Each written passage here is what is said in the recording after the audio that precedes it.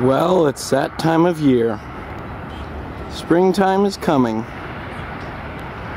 And it's pretty in a way. And in a way, for me, it means lots of work is ahead of time. And it's because of this place down here. Yep, you got it. So, there's the sign. Spring Flowers Open. We just opened a few days ago. And we've got some plants outside right now. They are covered up to protect them from the cold. We had a freeze advisory in effect tonight, so we covered up our pansies to keep them from freezing. But I just wanted to give you all a quick update on what's going on. So let's take a ride down to the greenhouse.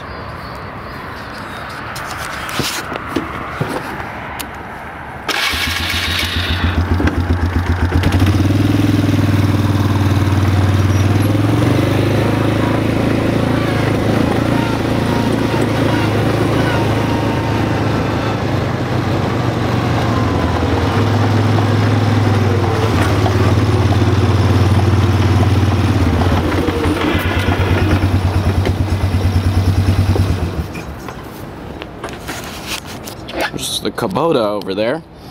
Here we have some hostas sitting out. They're very tolerant to the cold, so they don't have to be covered up. But here's what we have for sale now. Yeah, finally some color. Oh, it's about time. I like pansies. Nice way to start off the spring. Oh, looks like I'm the first one down here.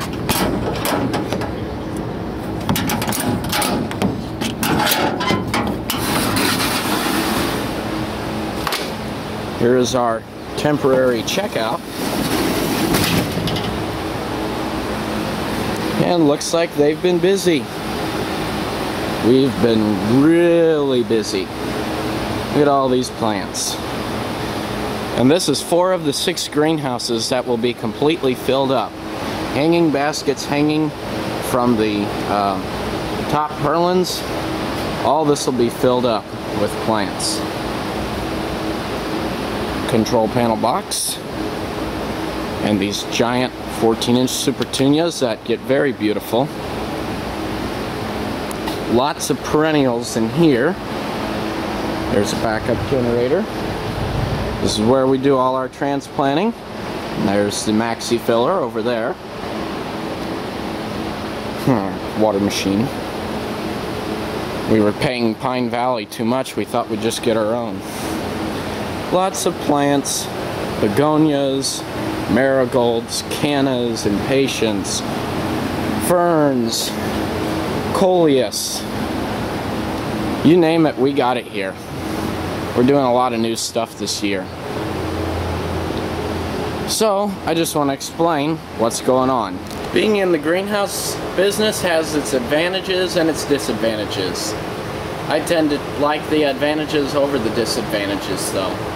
Nice thing is you got about 6 months when you're really busy, and then another 6 months to kind of kick back and relax as the business starts to slow down. But I thought I'd still be able to make mechanical and technical videos while I'm working down here. But hold on, I got a phone call. That was my dad. Anyway, I thought I'd be able to keep up producing videos about 1 or 2 a week, but as we're getting more and more busy here in the economy the way it is, my dad needs me a lot down here. So I might be backing off videos a bit for my primary account, DanielJaegerFilms, but don't worry, I'll keep producing them as much as I can, but I just might not be making as many right now for maybe the next month or 2 as you all have been seeing.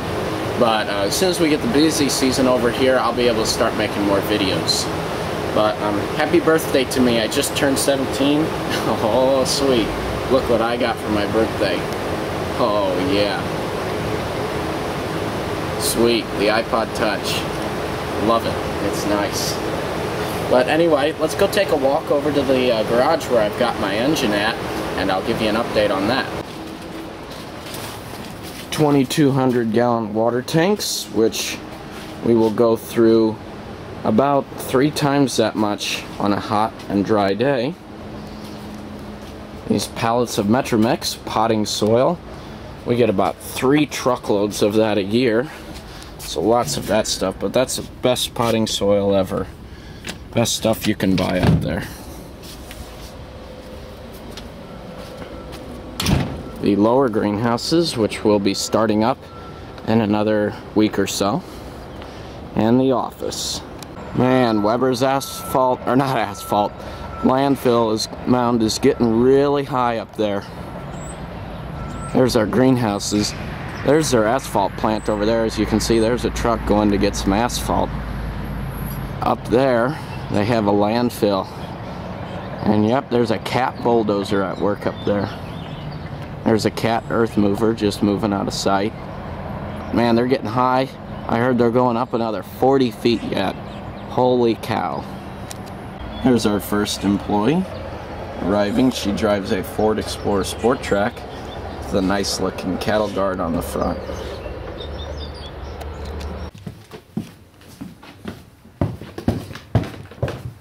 In case any of you are wondering what this is, it is designed by a stitching company, a wire stitching company. We call it our box stapler. It's powered by, I think it's a, oh no, it's a third, not a half. A 1/3 horsepower Dayton electric motor, which drives this flywheel here. That in turn provides momentum for this mechanism up here. I'll open this up so you can see it. It's kind of like a cylinder drive. These rollers pull wire in off this roll here. And then what that does is that forces it down into this mechanism. It cuts it and bends it into the shape of a staple. Instead of using bags like most businesses do, we use boxes for our customers. Press the start button there, turn it on.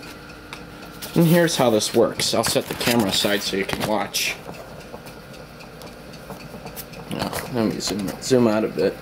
Don't need it that close. Okay, there we go. Now, the way this works is you fold the box like this.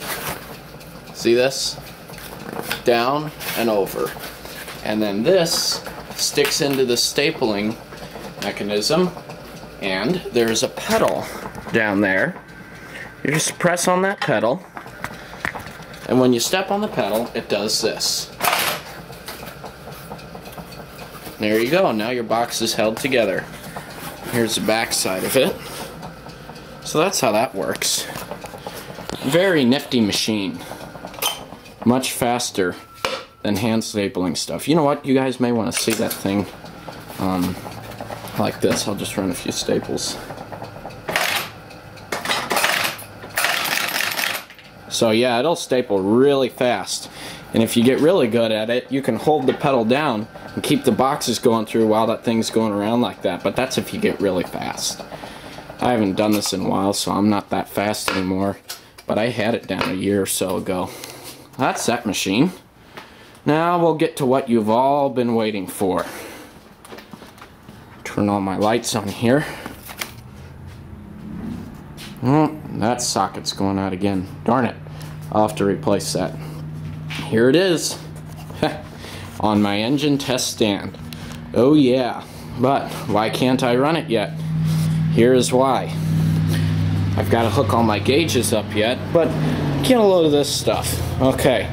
This tachometer can only be used on a gasoline engine. Why? Because they have the type that hooks up to the distributor. This diesel engine don't have a distributor. And what the heck? I didn't want to measure my oil in kilograms or my temperature in Celsius. Come on, Lauren. Oh well. But I figured out how the key works and which wires I need to hook up on the back of this thing to cause the ignition to function properly. And here's a coolant system. Cool water comes in through here. Actually, no, that's a drain line. Cool water comes in through here. And then it comes out here here and here. I have to hook a hose up there. And I got a line running down to my diesel fuel, and I was cranking it the other day, and what do you know? It pumps diesel fuel. As a matter of fact, why don't we crank it a bit right now and you can see. Now I don't have the ignition hooked up quite yet, so I'm just gonna attach the cable to my battery and let it crank the engine, but you'll see some fuel start running out of this hose here, and you'll see this torque converter start turning when I connect this cable here.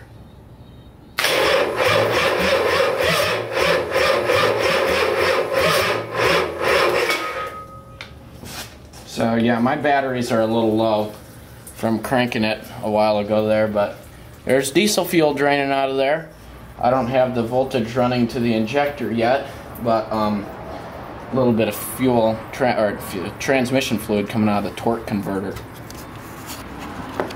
I bought 2 Duralast gold batteries. I heard they were pretty good from a friend of mine.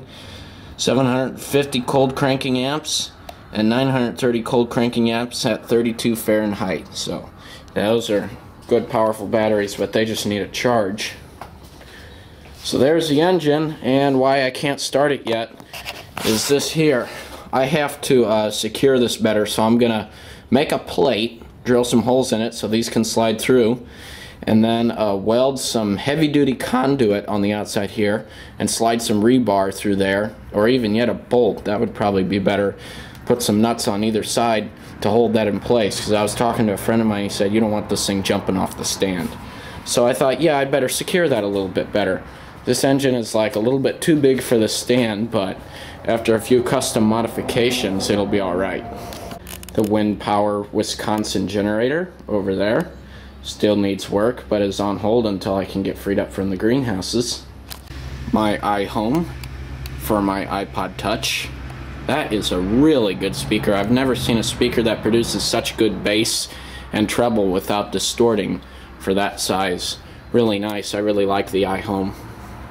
So that's an update for the next few months, probably, just to let you all know what's going on.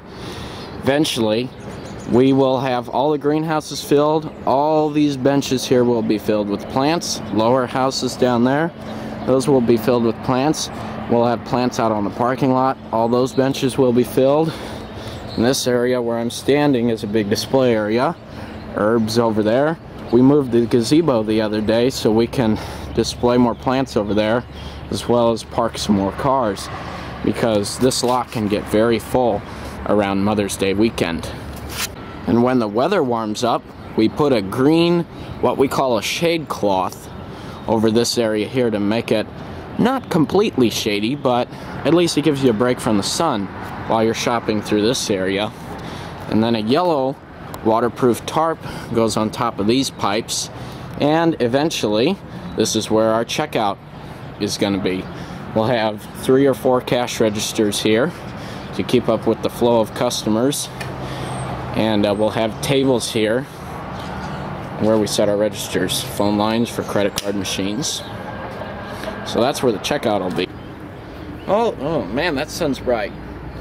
Although it might not look like much now, this place is one of the most beautiful places on Creve Coeur Mill Road here in Maryland Heights, Missouri. We actually have people come over here just to browse around, just like the botanical gardens, only it's free. So if you're ever in the area, around April through about October is when we shut down, the end of October, stop by for a visit. We got some of the best plants you'll ever see. And we're here pretty much open for retail last 3rd of March all the way through the end of October. So stop by. We got people who literally swear by our plants, so we're known for quality. Have a good day, y'all, and I'll try to keep the mechanical and technical videos coming.